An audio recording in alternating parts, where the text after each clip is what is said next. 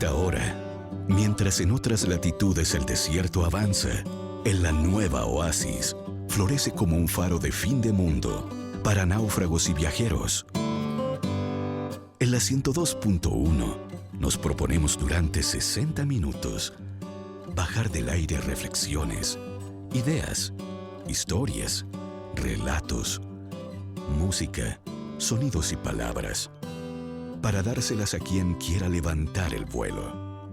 Aquí comienza El Desierto Florece. Junto a las palabras y pensamientos de Christian Barken. El desierto avanza. Ay del que en su alma alberga desiertos, decía Federico Nietzsche en 1888.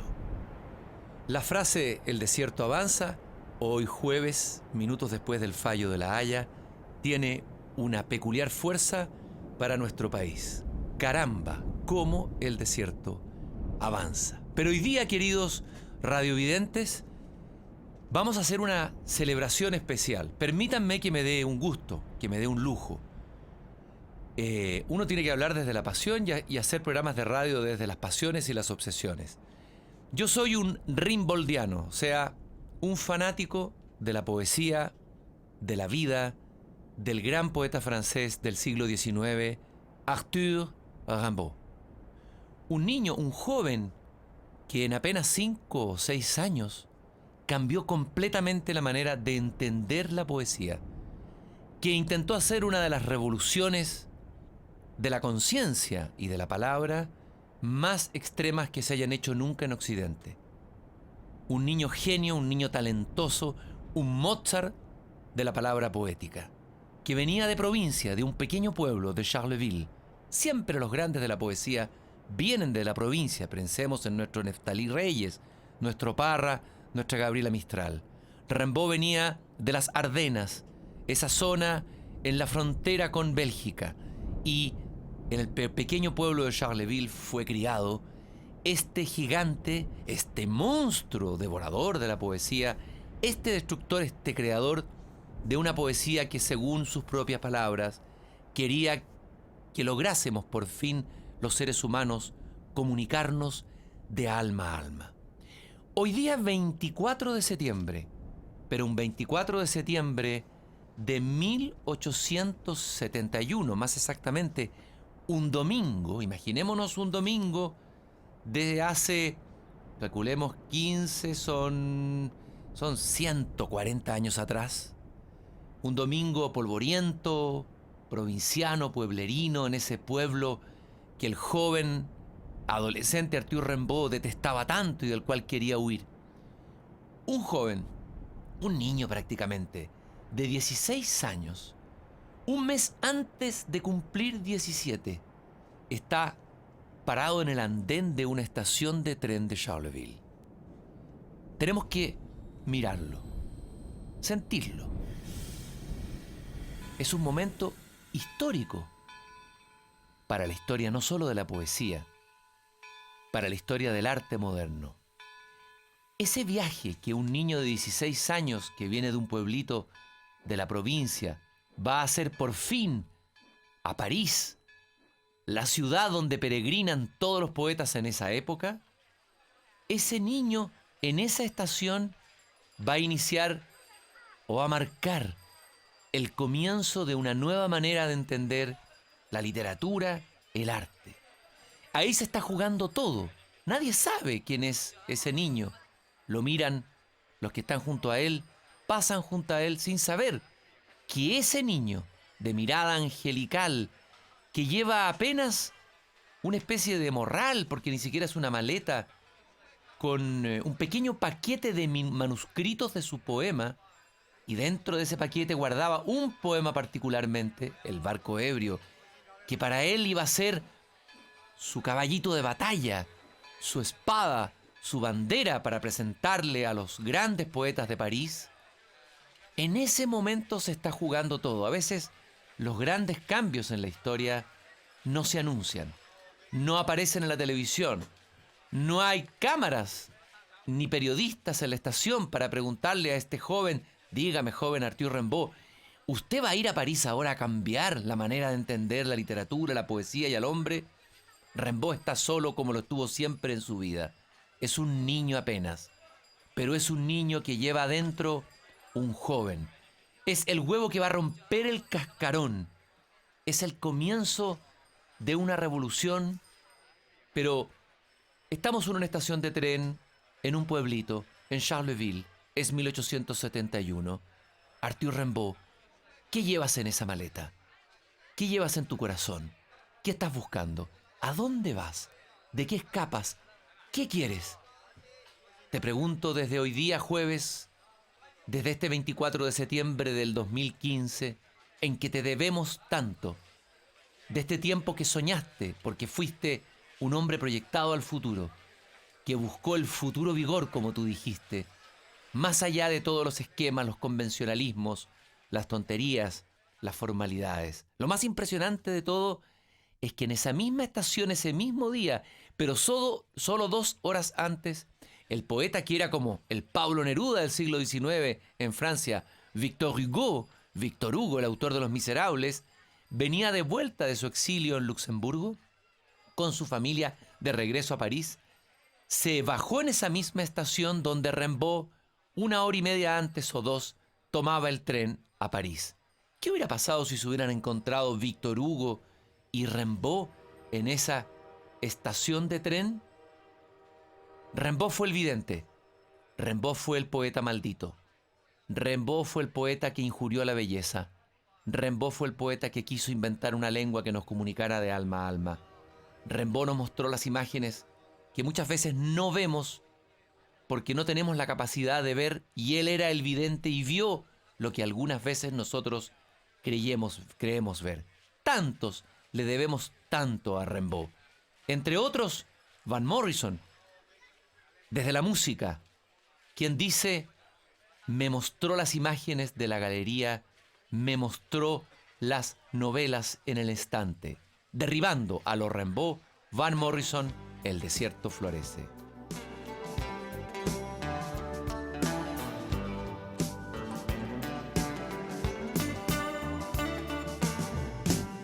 Show me pictures in the gallery. Show me novels on the shelf.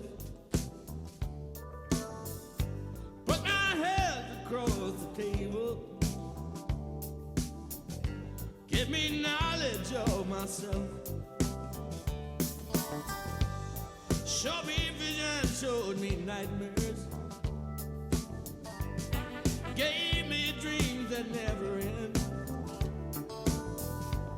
Showed me light out of the tunnel when there was darkness all around. Instead, I was just torn down a la Rimbaud.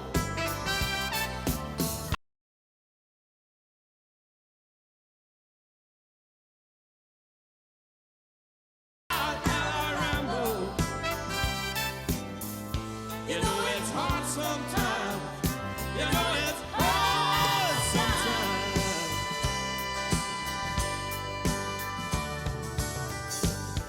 Showed me ways and means and motions. Showed me what it's like to be. Gave me days of deep devotion. Showed me things that I can't see.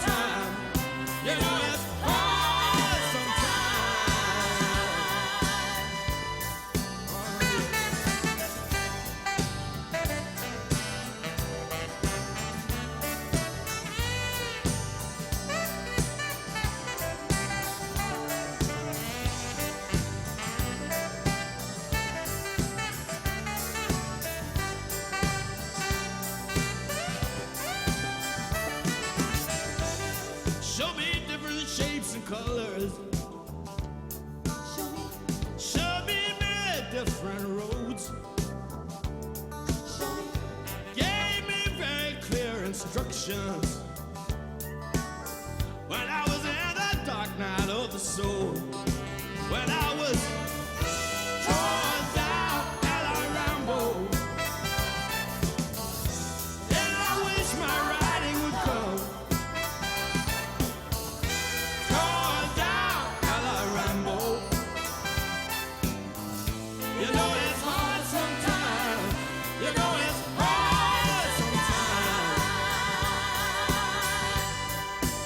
Listen. Torn down at a ramble, and I wish my writing would come. Torn down at a ramble, you know it's hard sometimes. You know it's hard sometimes. Hard sometimes.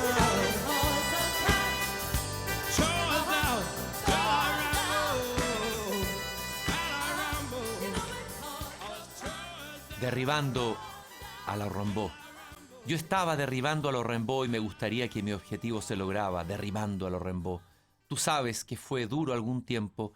Tú sabes que fue duro algún tiempo, dice la letra de este tema de Van Morrison, que refiere justamente cómo Rimbaud se ha ido constituyendo, su rostro, incluso su imagen en los afiches, en las poleras. Pasa un poco con Rimbaud lo que ha pasado con el Che Guevara a nivel de la revolución política, de la utopía política. Rimbaud es la imagen del revolucionario de la utopía poética, ¿no? Y Rimbaud de alguna manera, para muchos adolescentes del mundo, para muchos jóvenes, se ha constituido en el símbolo de la gran rebelión, de una rebelión no caprichosa, sino de una rebelión que busca más vida, de una rebelión que busca romper las malas ataduras, romper las falsas morales, destruir las hipocresías, destruir la esquizofrenia que se da a veces en el mundo de los adultos, entre el discurso y la acción, buscar en el fondo una pureza. Pero eso pasa obviamente, primero que nada, por una crisis. Lo dice el personaje de la novela Demian de Hermann Hesse al comienzo.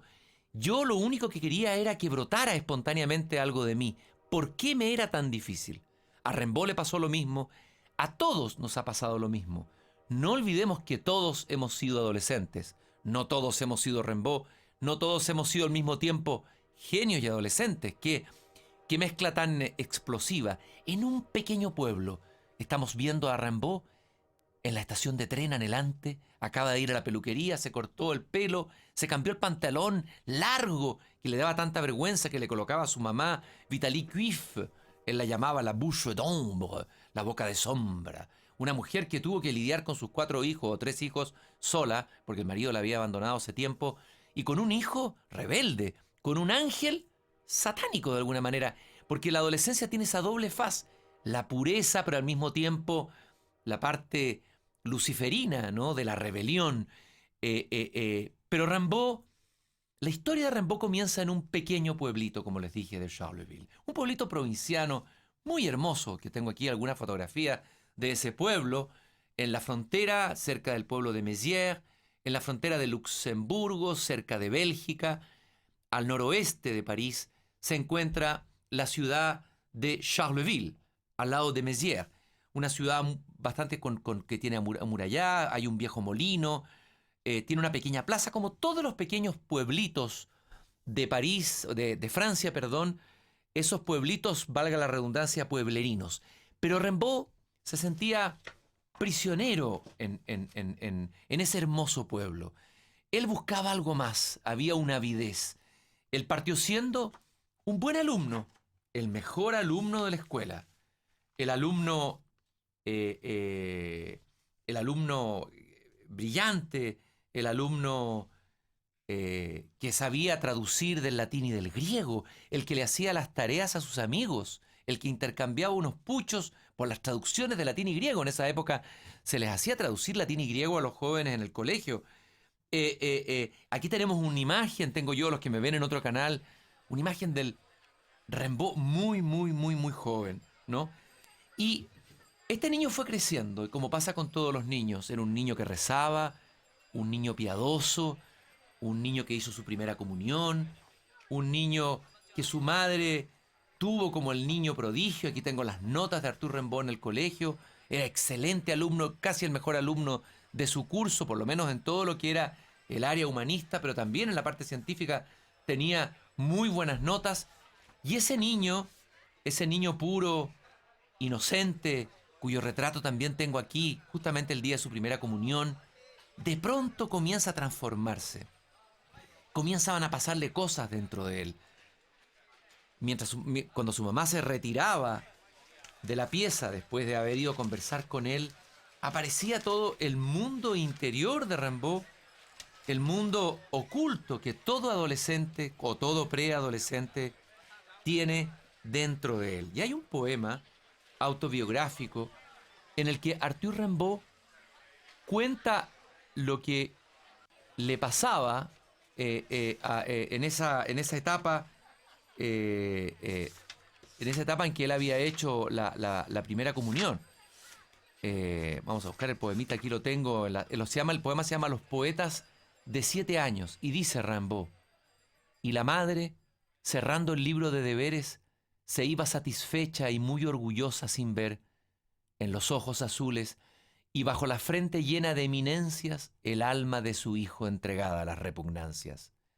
Durante todo el día sudaba obediencia, muy inteligente. Sin embargo, ciertos tics oscuros, algunos rasgos suyos, ponían al descubierto acres hipocresías. A la sombra de los pasillos de enmohecidas colgaduras, sacaba la lengua al pasar con los puños apoyados en la ingle y veía puntos al cerrar los ojos.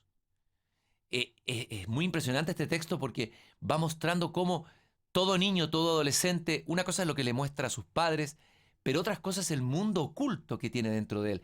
Y es la edad, el fin de la infancia, donde comienzan a aflorar los miedos, comienzan a aflorar las ansiedades, florece la sexualidad, la inteligencia, la imaginación se desborda. Por eso es una edad tan difícil. Lo han estudiado los psiquiatras, la edad donde se produce un cambio bioquímico en el cerebro. Y los adolescentes dan ganas de matarlo cuando uno es padre de ellos, pero no hay que matarlos. Ellos tienen que matar al padre, ellos tienen que matarnos simbólicamente a nosotros para poder crecer, y porque ellos tienen que inventar la vida de nuevo, cambiarla, porque si no la vida quedaría estática. Ha sido siempre así, tiene que ser así.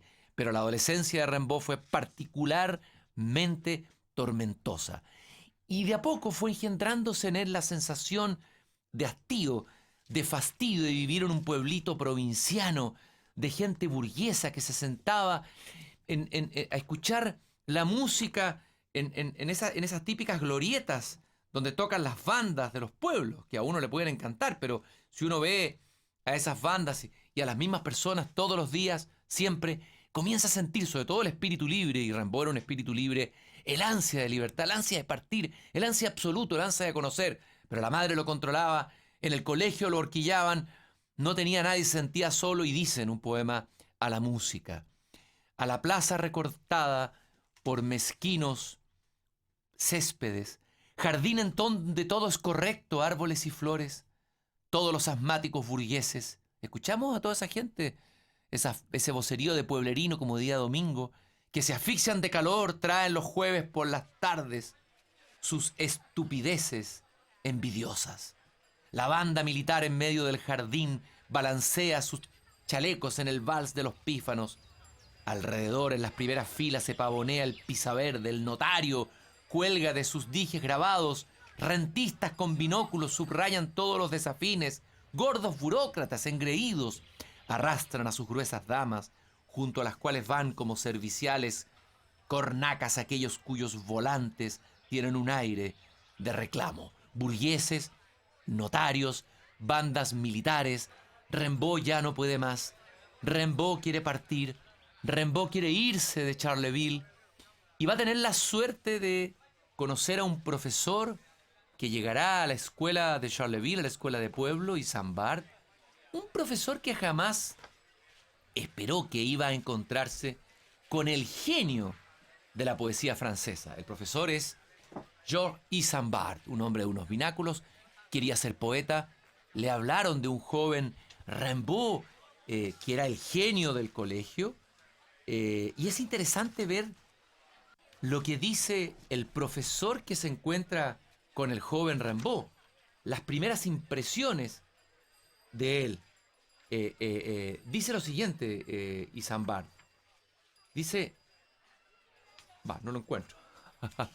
Pero dijo algo así como... no lo encuentro en el texto, pero tengo que buscar en mi memoria.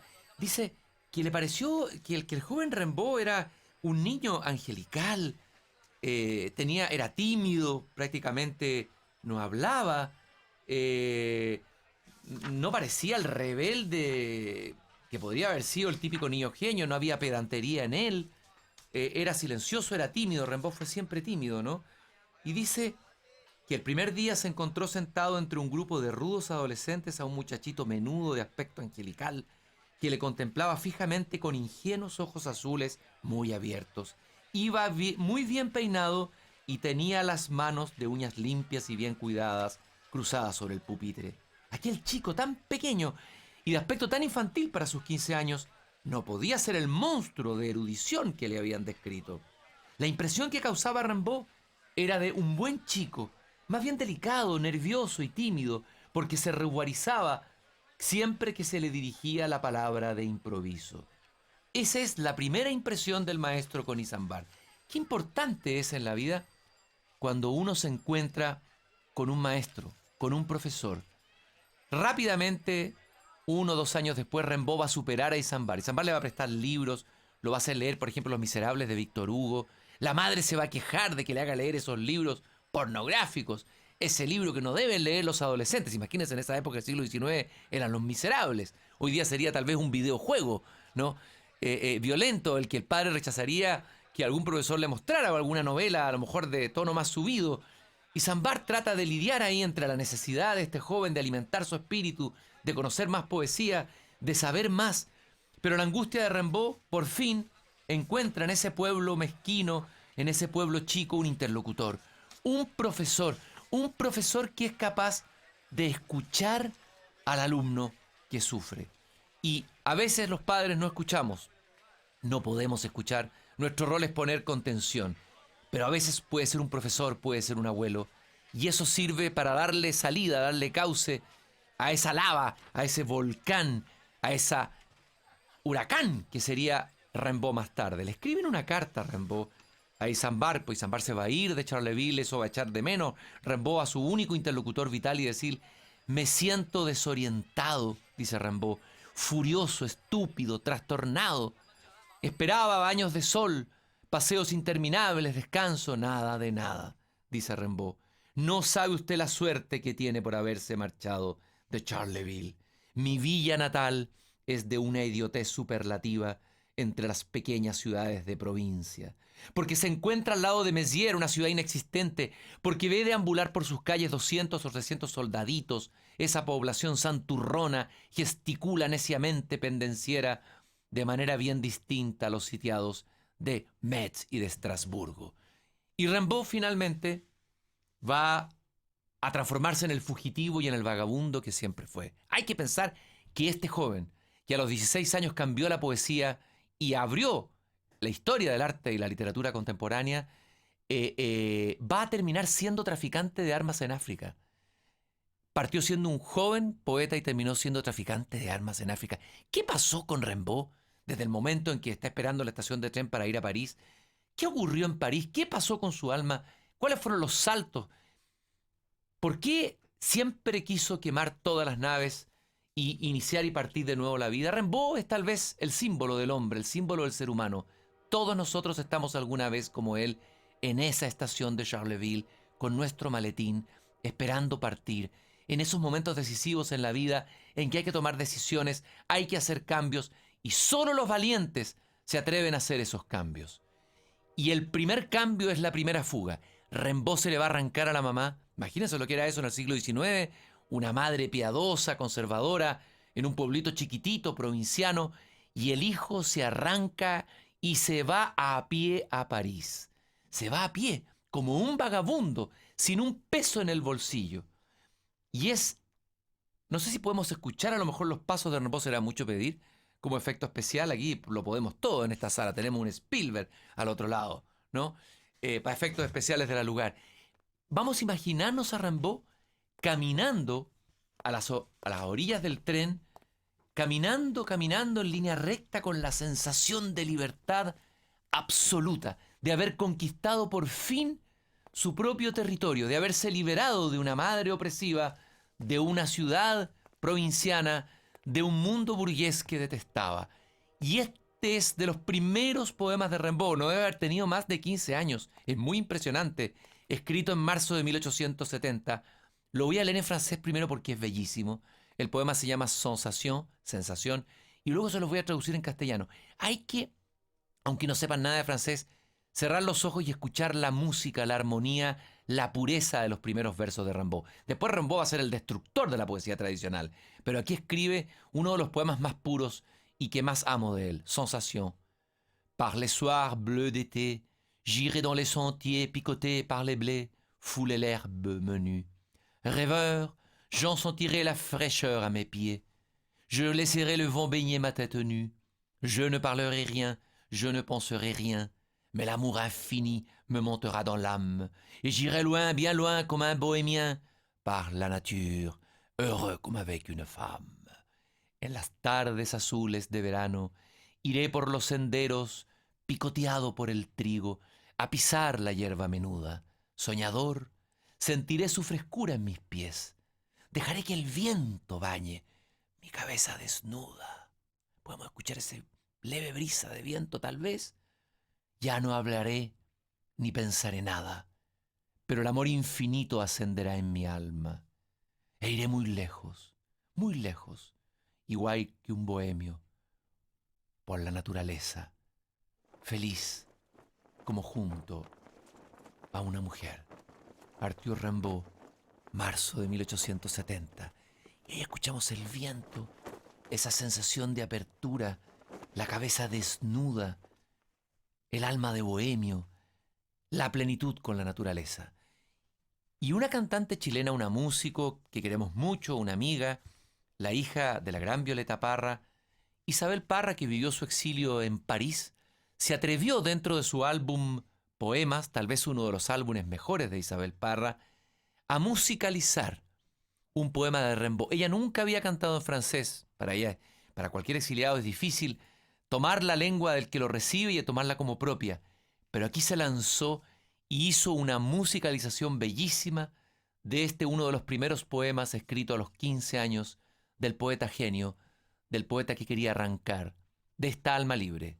Sensación Arthur Rimbaud en la versión de Isabel Parra.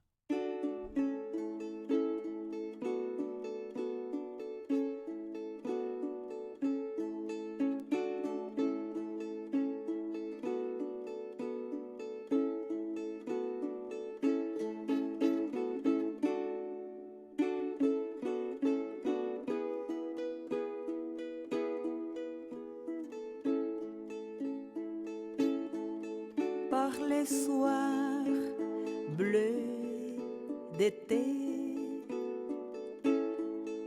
j'irai dans les sentiers, picotés par les blés, fouler l'herbe menue.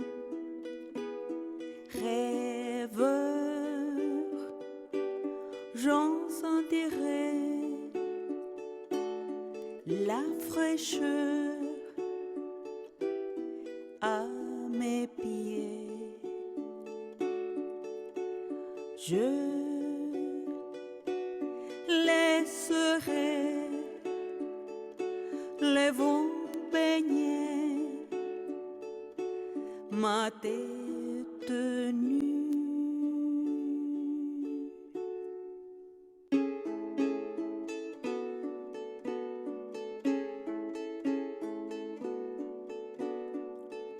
Je ne parlerai pas, je ne penserai rien, mais l'amour infini me montera dans l'âme. Et j'irai loin, bien loin, comme un bohémien.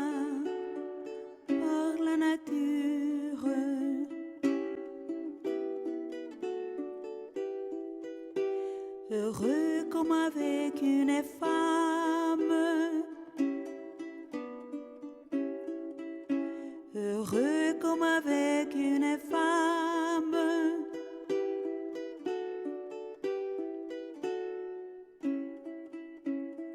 Par la nature, par la nature.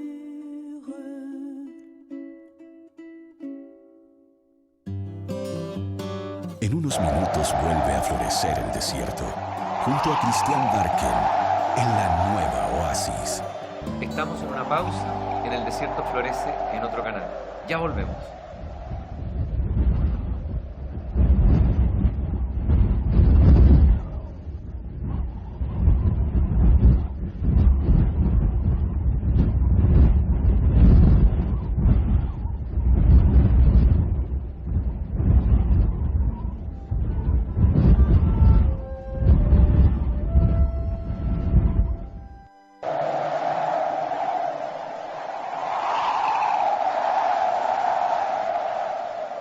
Estamos en una pausa, en el desierto florece en otro canal. Ya volvemos.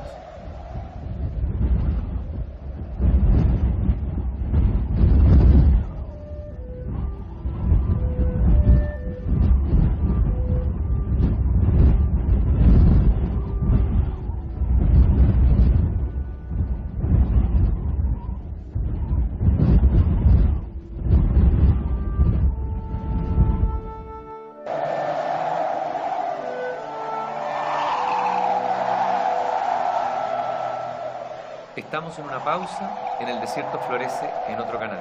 Ya volvemos.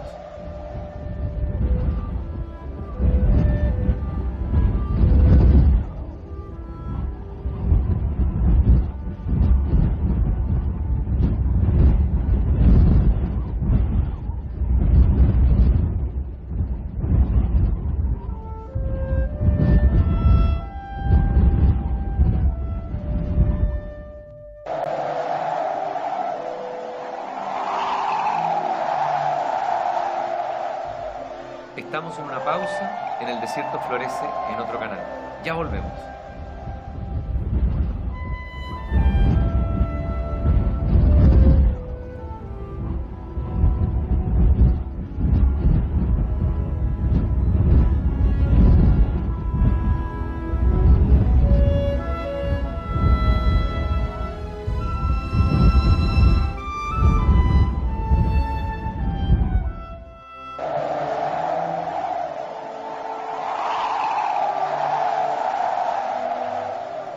Estamos en una pausa, en el desierto florece en otro canal. Ya volvemos.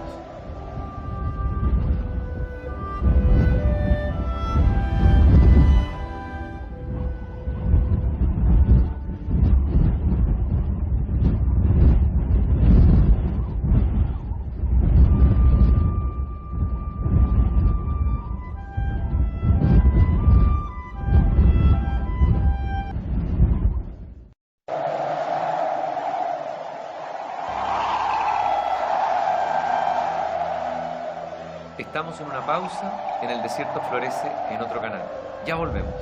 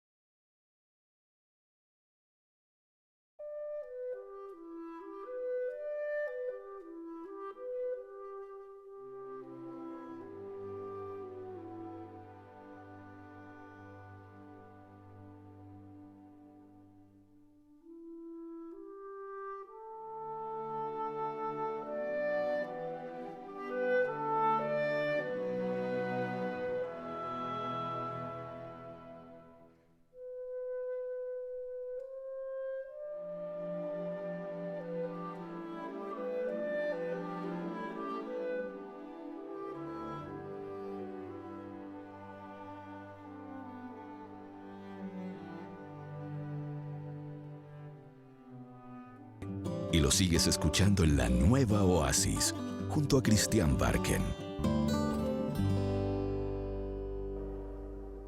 Hoy día es 24 de septiembre. Yo sé que todos los medios de comunicación hoy día están concentrados en comentar el fallo de La Haya.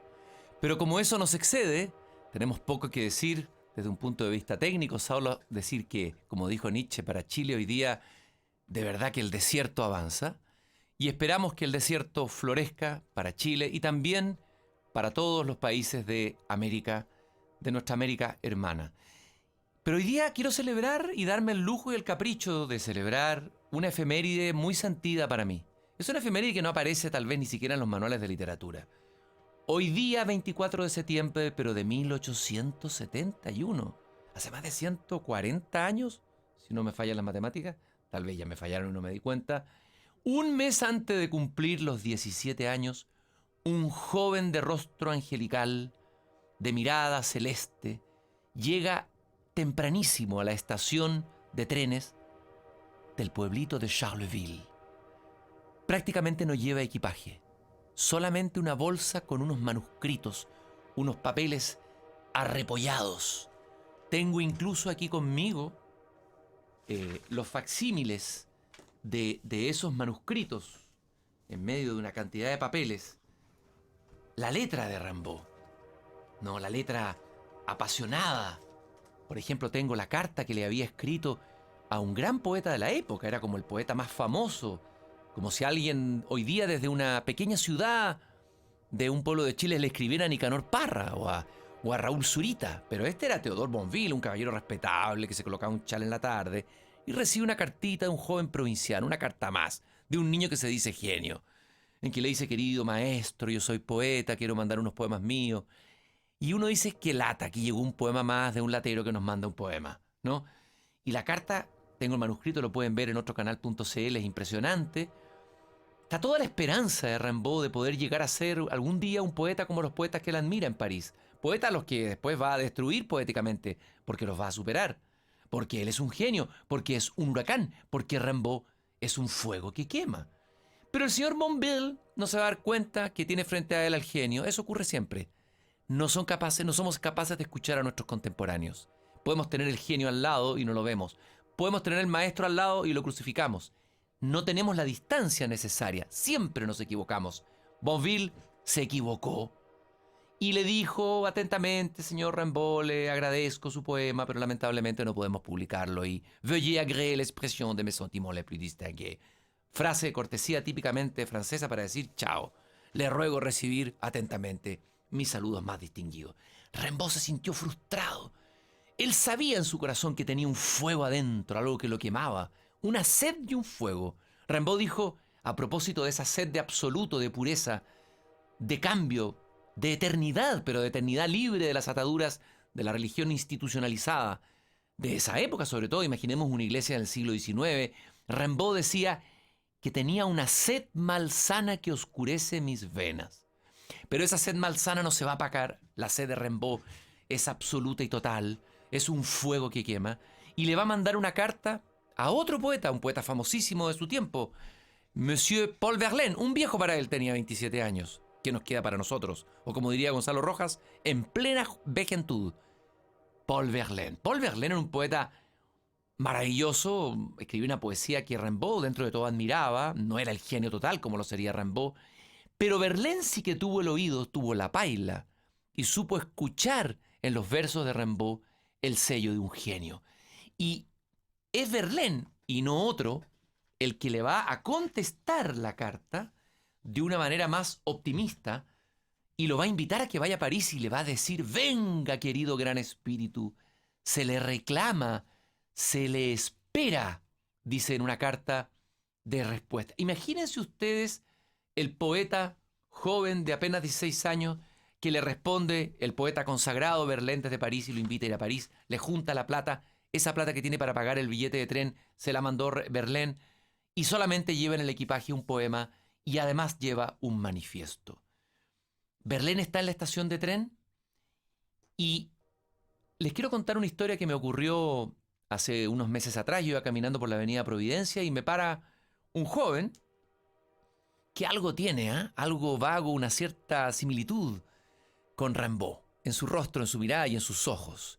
Me para y me habla y me dice que me quería conocer hace tiempo, que me habló de mi programa, de este programa también, no sé si de esto, del programa que yo hacía en televisión, La Belleza de Pensar, una belleza nueva, y me dice, ¿me puedes regalar unos minutos? Quiero regalarte algo yo a ti, pero vamos a un lugar aquí, una escalera, en una calle lateral. Y me llevo y me doy cuenta ya cuando voy caminando con él y escucho su voz, que es Chinoy, el músico joven Chinoy, ese músico de voz desgarrada que nació en el mítico bar Pajarito de Valparaíso, en la calle Salvador Donoso. Y Chinoy saca su guitarra y comienza a cantarme una canción inspirada en la vida y la poesía de Rimbaud.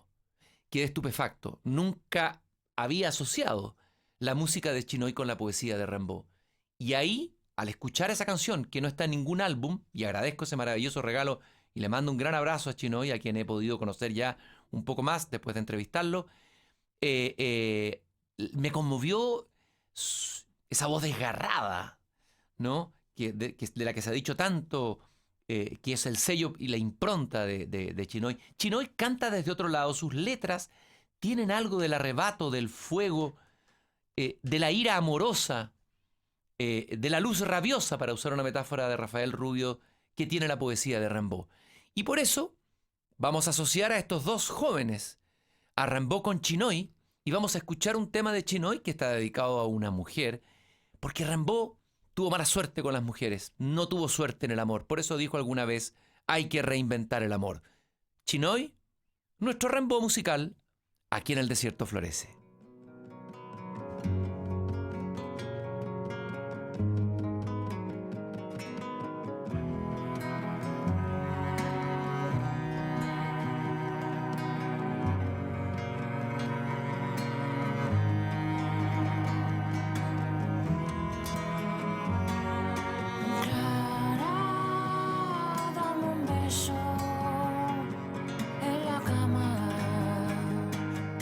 Es toda la mañana, Clara, dame un beso en la cama.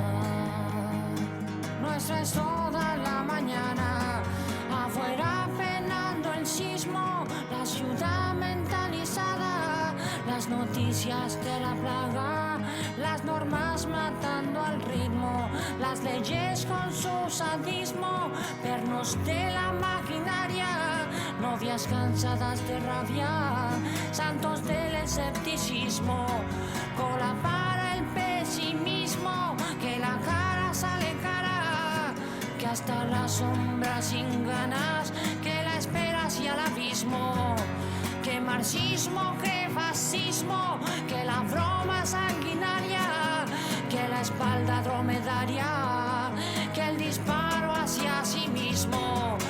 Clara, dame un beso en la cama, nuestra es toda la mañana.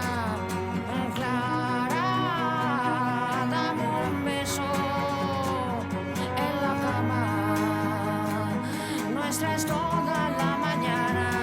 Adentro ningún modismo, la carne totalitaria, las orillas de la dama, donde en casi todo existo, las fotos del optimismo, las sonrisas de una hazaña, tú me sacas las lagañas, las migajas donde pinto, la boca de lo más limpio, beso fuera de la raya, que los dos haciendo cama, que despierto no me he visto, que colchón del trapecismo, que la puerta bien cerrada, que la lengua solidaria, que matando el egoísmo.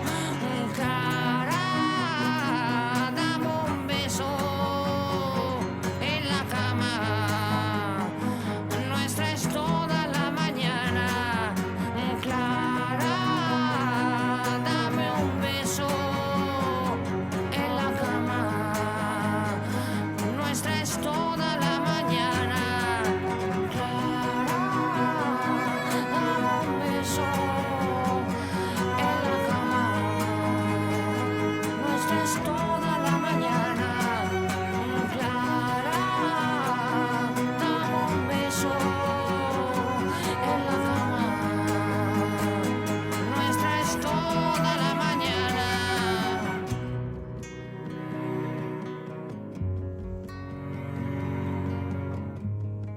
Chinoy me contó después que leyó tempranamente a Rimbaud, que fue muy importante Rimbaud para él, que Rimbaud de alguna manera lo salvó junto con otros poetas. La poesía para Chinoy fue importante.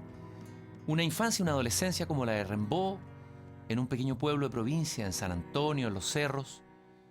Ese fuego que te quema, esa sed malsana de la que hablaba Rimbaud, esa ansia de absoluto, esas contradicciones de no encontrar la pureza en los que dicen que son puros, la búsqueda de una nueva pureza, la búsqueda de una nueva belleza. Todo lo que Rimbaud buscó, Chinoy lo buscó a su manera, en su música, instintivamente. Y Rimbaud fue uno de sus guías, fue un amigo. Rimbaud es un guía para descender a nuestro propio abismo, pero también para ascender de nuevo. A pesar de que se dice que fracasó, puesto que abandonó la poesía y se transformó en traficante de armas en África, yo no creo que Rimbaud haya fracasado. Y a propósito de este tema de Chinoy, en que por lo menos Chinoy encontró en el amor a una mujer, tal vez una salida, un consuelo, Rimbaud al final, en la temporada en el infierno, hablará de su soledad y dirá: ah, ¿a qué venía eso de una mano amiga? Es una gran ventaja poder reírme de los viejos amores embusteros y cubrir de vergüenza a esas mujeres mentirosas. He visto el infierno allá abajo, dice Rimbaud, en una estación en el infierno. Pero Rimbaud está en esta estación de tren porque es 24 de septiembre, estamos ahora en el año 1871, vamos hacia atrás, y Rimbaud está ahí en la estación, recién peinadito, se cambió el pantalón, se cambió los calcetines que le había puesto a la mamá, no detestaba la ropa con que la mamá lo vestía, ya tiene las uñas sucias, está encendido, está rojo, sus mejillas encendidas, su rostro impresionante, ese rostro que lo hará famoso después como una imagen mítica del adolescente que busca el absoluto. Pero lleva dos cosas a París, dos novedades. Primero, una carta. En realidad había escrito 2 o 3 cartas, tanto a un amigo, a un poeta, con el que va a compartir ciertas ideas poéticas, Paul de Meny, y también a su profesor Isambard. Y aquí quiero hacer un paréntesis. La pregunta mía es: ¿qué hubiera pasado si Rimbaud no se hubiese encontrado con Isambard? Isambard, el profesor, fue fundamental.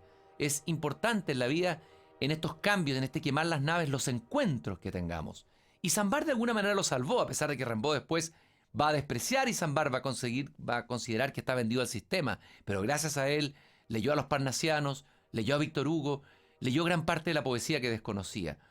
Y yo quiero rendirle un homenaje a esos maestros que son capaces de marcar, designar, de darle tiempo y su conocimiento con generosidad a los jóvenes adolescentes. Un ejemplo de eso es un maestro que tuvimos acá en el programa hace unos meses atrás, el gran poeta y el gran maestro normalista, rural, Floridor Pérez, uno de los grandes poetas de Chile, un tipo extraordinario, de una sencillez, que ha formado a los Rimbaud de hoy día de la poesía chilena, que ha formado a un Rafael Rubio. Y el día martes le vamos a rendir un homenaje a él en Valparaíso. Pueden acompañarme en el ciclo Pensamiento Propio, dentro del ciclo Los Justos también. Estará él, era su poesía, conoceremos su maravillosa vida, este Isambard chileno, este Isambard rural, que seguramente marcó como Isambard a Rimbaud a tantos jóvenes poetas de la generación de hoy. En la Escuela de Derecho de la Universidad de Valparaíso pueden inscribirse gratuito en pensamientopropio.cl el martes a las 19. Vamos a gozar de la poesía y de la persona, de la coherencia entre poesía y persona en Floridor Pérez, quien también estará acompañado de una pianista de Rapa Nui, Maana Teave, Rapa Nui, dije, o pascuense, me equivoqué. No les gusta que le digan pascuense, les gusta que le digan Rapa Nui. No, y es verdad, tienen razón. Ella también estará ahí como profesora de música. ¿Qué es lo que ha hecho con la música en esa pequeña isla? ¿Cómo ha logrado sacar a muchos niños, a muchos Rimbaud musicales, tal vez a muchos Mozart, ¿no?, de su aislamiento y su silencio? Todo eso el martes en Valparaíso. Y volvemos a nuestro Rimbaud. ¿Qué llevaba en el bolsillo Rimbaud? Primero el manifiesto, la carta al vidente. En esa carta, Rimbaud, en una página, se despacha la historia de la poesía. Dice que la poesía, la única vez que ha habido poesía en el mundo es en el mundo de los griegos, que después viene el romanticismo, pero que nadie ha entendido el romanticismo. Y ahí dice una frase que es un verdadero bombazo, uno de los primeros bombazos o bombas de racimos poéticos de Rimbaud. Dice: porque yo es otro. En francés es car je est un autre, porque yo es una otro. Rimbaud, sin darse cuenta tal vez, a los 16 años, está destruyendo el concepto de identidad de Occidente, el concepto de yo, el concepto cartesiano, pienso luego existo. Dice, dentro nuestro hay muchos otros yo, no hay solo un yo. Es revolucionaria esta frase. En una cartita de un muchacho de 16 años, dice Rimbaud, para mí es algo evidente. Asisto a la apertura, a la expansión de mi propio pensamiento.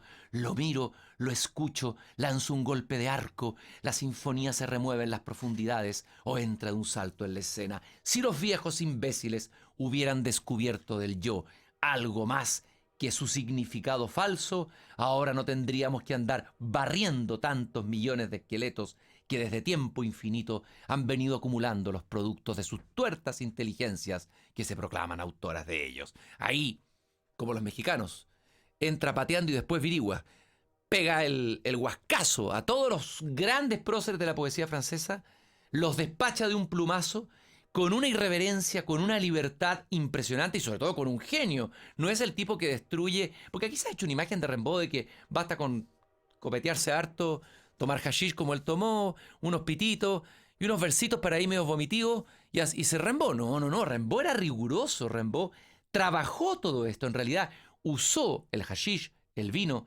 las experiencias sexuales que experimentó, lo usaba no para satisfacer los sentidos, sino que para un plan poético que era cambiar al hombre a través de la poesía. Por eso, la famosa frase también en este manifiesto de la Carta al Vidente, en que Rimbaud dice, yo digo que hay que ser vidente, hacerse vidente. El poeta se hace vidente por medio de un largo, inmenso, razonado desarreglo de todos los sentidos. Razonado. Lo que plantea Rimbaud al poeta es que tiene que trabajarse, a buscarse a sí mismo, conocer todas las formas de amor, de sufrimiento, de locura, todos los venenos. No quedarse sino con sus quintesencias. Tiene que usar toda su fe, toda su fuerza sobrehumana porque tiene que convertirse en el gran enfermo, en el gran criminal, en el gran maldito y en el supremo sabio porque alcanza lo desconocido. Eso es lo que está buscando Rimbaud. Eso es lo que lleva en su maletín en este 24 de septiembre de 1871, un día como hoy en la estación de Charleville. Pero lleva otra cosa más, Rimbaud. Lleva el mar adentro de su maletín. Antes del mar, vamos a volver atrás. Él cuando chico, el pueblo de Charleville es atravesado por un pequeño riachuelo, que es el Mosa. Y Rimbaud, escuchemos ese maravilloso ruido de río. Los ríos son sagrados. Ya lo dijo Heráclito. Ahí habitan las ninfas, según la vieja mitología. Rimbaud se arrancaba del apestoso colegio que odiaba, de la madre que lo vigilaba todo el día, de los curas que lo perseguían porque querían seguramente que se convirtiera tal vez en monaguillo, de toda la lata y el horror de esa vida asfixiante y sin libertad, iba a la naturaleza, porque Rimbaud amó siempre la naturaleza. A diferencia de Baudelaire, el poeta mayor que él también, llamado entre los malditos, que vivió siempre en París y toda su poesía es urbana, la de Rimbaud es una poesía al aire libre, de grandes caminatas, de viento, de bosques, de esa naturaleza austera atravesada por este río. Y yo creo que ese río lo va a marcar porque ahí había un pequeño barquito, una barquichuela, que usaban parece unos pescadores, donde él cuando chico se colocaba abajo y hacía que le movieran el barco para sentir el movimiento del mar, porque nunca había conocido el mar.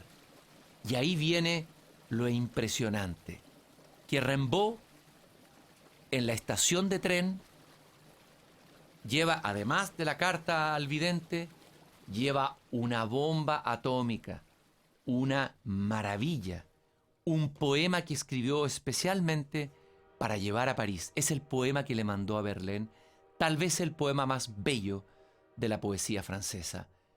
El poema se llama Le Bateau Ivre.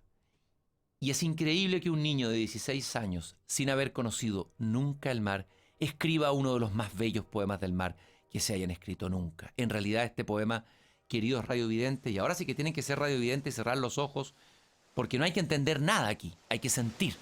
Rimbaud estaba, como estamos sintiendo el mar, revolucionando el lenguaje, y toda su poesía es un conjunto de sinestesias, de sonidos, de imágenes, una alquimia, una magia que Rimbaud quería llevar a la poesía para destruir la poesía formalista de los parnasianos que escribían buenos sonetos muertos, Cuidado con los poetas que solo se preocupan afanosamente en la pura forma. Y el poema se llamaba El barco ebrio. Vamos a dejar a Rimbaud, ¿no es cierto? Aquí, ¿nos quedan 2 minutos? Solamente 2 minutos, se nos fue todo. Bueno, otro día que haremos un programa entero, Arturo Rimbaud, se lo merece. Gracias a todos los que nos han enviado mensajes a través de nuestro Twitter, saludando a Rimbaud. Pero quiero leer el pedacito del comienzo de este poema. Un barco ebrio que, como Rimbaud, en la estación de tren, desciende lleno de libertad, desligado de las ataduras, porque dice: Comme je descendais des fleuves impassibles, je ne me sentis plus guidé par les alleurs. Des peaux rouges criards les avaient pris pour cible, les ayant cloués nus au poteau de couleur. Mientras descendía por ríos impasibles, sentí que los sirgadores ya no me guiaban. Pieles rojas chillonas los habían tomado por diana tras clavarlos desnudos en postes de colores. Ya no me preocupaba tripulación alguna, portadora de trigo flamenco de algodón inglés. Cuando aquel jaleo acabó con mis sirgadores, los ríos me permitieron descender a donde yo quería. En los chapoteos furiosos de las mareas, yo, el invierno pasado más sordo que el cerebro de un niño, corrí, y las penínsulas desamarradas jamás experimentaron gurigay más triunfantes. Yo conozco los cielos que estallan en relámpagos, y las trombas, y las resacas, y las corrientes. Conozco el atardecer, el alba exaltada igual que un pueblo de palomas, y he visto algunas veces lo que el hombre creyó ver. Y más adelante, al final del poema, confiesa junto con esta euforia, pensemos que tiene 16 años, se va a París, va a cambiar su vida, va a cambiar la poesía, pero está solo. Pero en verdad lloré demasiado. Las albas son desoladoras, toda luna es atroz y todo sol amargo. Oh, que mi quilla estalle, oh, que me hunda en el mar. 24 de septiembre de 1871, un joven que acaba de ir a la peluquería se cortó su pelo para verse más decente. No se alcanzó a limpiar las uñas, las tiene sucias. No lleva equipaje, solo 2 poemas. El barco ebrio, la carta al vidente. Está solo, va a partir. La historia entera del siglo XX, del arte y la poesía, va a cambiar con ese gesto, con esa huida de este joven a quien le rendimos un homenaje, de esta alma pura que buscó el absoluto. Y nos vamos a despedir, queridos radiovidentes, con una versión del barco ebrio, cantada, recitada por el gran músico francés Léo Ferré. Cierren los ojos, húndanse en el mar con Rimbaud, toquen el absoluto que él tocó alguna vez. Nos vemos el próximo jueves de nuevo aquí en El Desierto Florece, con más poesía, más visiones, más mar. Ahí viene el barco ebrio, descendiendo, bajando. Ahí va Rimbaud, hacia el absoluto, hacia la pureza, hacia la belleza, hacia el reino total de la poesía.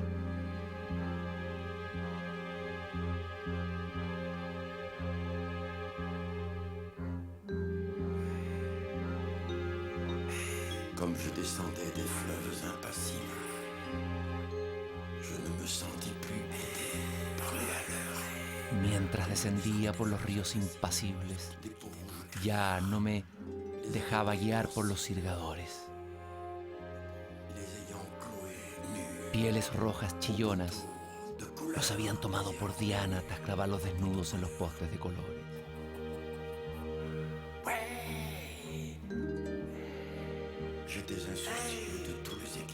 Ya no me preocupaba tripulación alguna, portadora de trigo flamenco, de algodón inglés. Cuando aquel jaleo acabó con mis sirgadores, los ríos me permitieron descender a donde yo quería. Me dejaron descender a donde yo quería. En los chapoteos furiosos de las mareas, yo, el invierno pasado, más sordo que el cerebro de un niño, corrí, y las penínsulas desamarradas jamás experimentaron guirigay más triunfante. J'ai dansé sur les flots qu'on appelle rouleurs éternels de victimes, 10 nuits, sans regretter la lignée des falots. Comme je descendais des fleuves impassibles, comme je descendais des fleuves impassibles, je ne me sentis plus guidé, je ne me sentis plus parler à l'heure, guidé, parler à l'heure. En 7 días más, Christian Barken nos invitarán nuevamente a escuchar y mirar el mundo con otros ojos, para seguir caminando ligeros de equipaje. El desierto florece. Vuelve el próximo jueves a las 11 de la mañana y en repetición todos los domingos a la misma hora. A la nueva Oasis 102.1. Vive hoy.